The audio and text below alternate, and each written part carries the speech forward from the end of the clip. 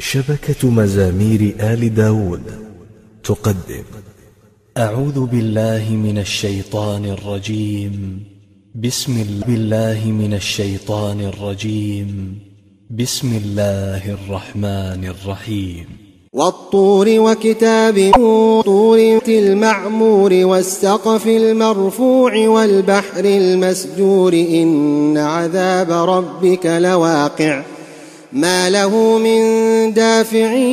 يوم تمور السماء مورا وتسير الجبال سيرا فويل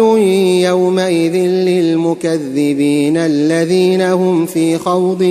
يلعبون يوم يدعون إلى نار جهنم دعا هذه النار التي كنتم بها تكذبون أفسحر هذا أم أنتم لا تبصرون اصلوها فاصبروا أو لا تصبروا سواء عليكم إنما تجزون ما كنتم تعملون إن المتقين في جنات ونعيم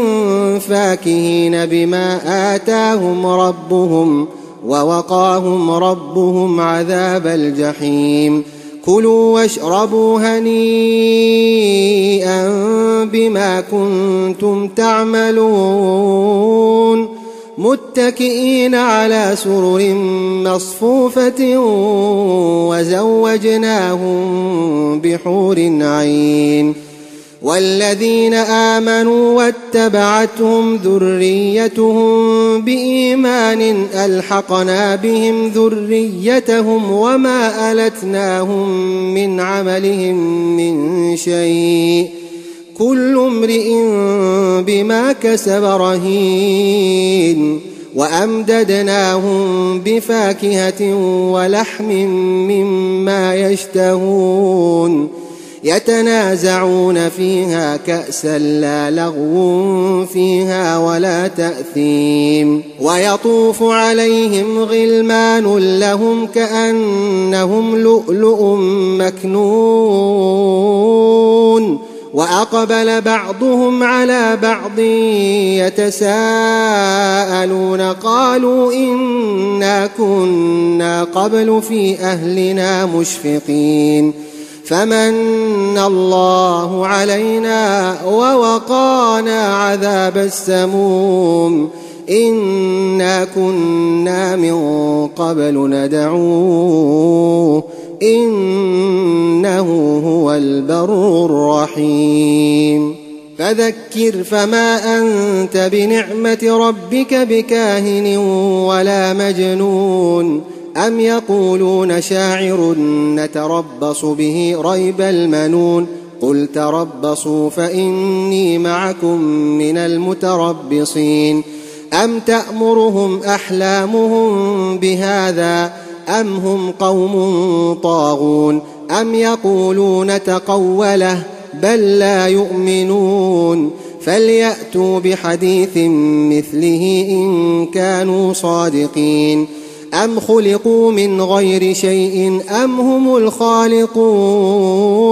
أم خلقوا السماوات والأرض بل لا يوقنون أم عندهم خزائن ربك أم هم المسيطرون أم لهم سلم يستمعون فيه فليأت مستمعهم بسلطان مبين أم له البنات ولكم البنون أم تسألهم أجرا فهم من مغرم مثقلون أم عندهم الغيب فهم يكتبون أم يريدون كيدا فالذين كفروا هم المكيدون أم لهم إله غير الله سبحان الله عما يشركون وإن يروا كسفا من السماء ساقطا يقولوا سحاب